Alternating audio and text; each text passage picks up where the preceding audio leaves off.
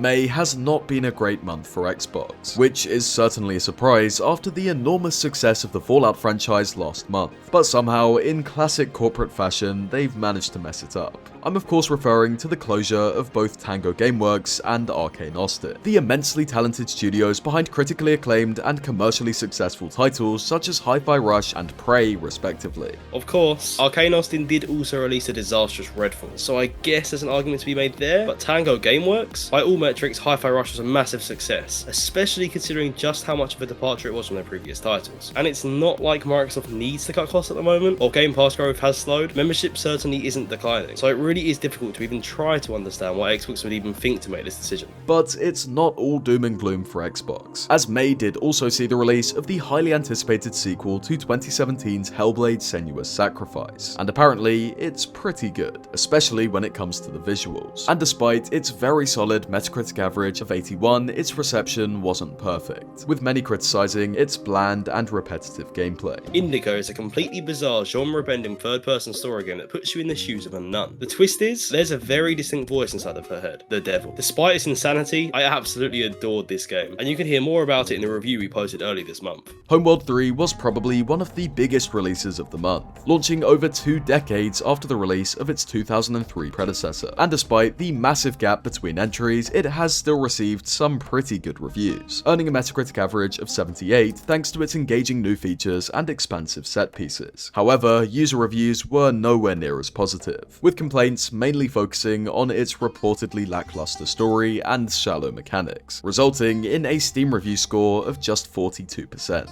Although, even as a franchise newcomer, I found it surprisingly accessible and enjoyable, and I've been having a lot of fun with its impressively detailed and visceral large-scale battles. The multiplayer survival crafting game Abiotic Factor has absolutely rocketed to overwhelmingly positive reviews on Steam. It's a sort of Half-Life inspired sci-fi paranormal base builder, set in a facility that's eerily reminiscent of Black Mesa, but the similarities seem to have only added to the game's success, reaching an all-time peak of over 21,000 players. The other massively successful indie release of the month was Animal Well. It's a puzzle platformer with a beautiful and sometimes pretty surreal pixel art visual style, and players seem to absolutely love it, with 96% of them recommending it on Steam. The long-rumoured PlayStation State of Play finally happened on the 30th of May, giving us a first look at Concord, which we now know is a 5v5 hero shooter. Other than that, we got a couple of interesting PSVR 2 reveals, with gameplay being shown for Behemoth, which is being developed by the creators of The Walking Dead Saints and Sinners, and the upcoming Aliens game, both set to release by the end of the year. But the two most exciting announcements, for us at least, were the reveals of the PC port of God of War Ragnarok and a completely new, fully fledged Astrobot game, though it is disappointing that there's no VR support for it. Speaking of virtual reality, at the beginning of May we got an announcement trailer for a new entry in the Batman Arkham franchise, though to the disappointment of many, but the excitement of myself, it's a VR game. Now this isn't the first time a Batman game has been playable in virtual reality. Of course we had Arkham VR in 2016, but this time it will be exclusive to the Meta Quest 3. Regardless, I'm still very excited to see where this one goes. At the start of the month, Helldivers 2 was in a truly dire position, plummeting to mixed rating on Steam overall and overwhelmingly negative recent reviews. This was because of a new update that required players on PC to create a PlayStation account, giving rise to plenty of security concerns. However, due to unified response from players, this change was quickly walked back on and user reviews returned to mostly positive. Another slightly less controversial game update released for Starfield this month, introducing the biggest improvements to the game since launch, such as ship interior customization, detailed surface maps, 60 FPS on Xbox Series X, and a bunch of new difficulty options, as well as some much needed quality of life improvements. But perhaps the most interesting thing about this update is the reveal of land vehicles, which are now confirmed to be releasing in a future update alongside official mod support and what they describe as the massive Shattered Space expansion.